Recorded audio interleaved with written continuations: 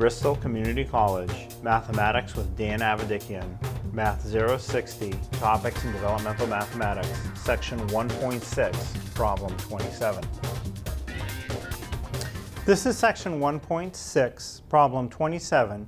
It says find the product of 33 and 42. So product is a different word of find the multiplication of 33 and 42. So I can just write 33, beneath it I'll put a 42, I'll put my line with the big X, and I'll start multiplying.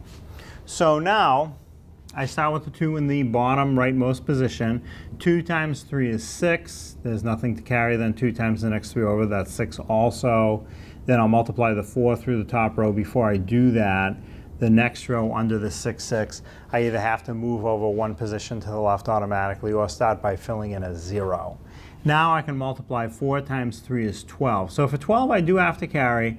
I put the 2 from the 12 in the column where I'm working and then carry the 1 from the 12 to the top of the next column. Now I'll multiply 4 times 3 and add the 1 that I carried. 4 times 3 is 12, then 12 plus 1 more is 13.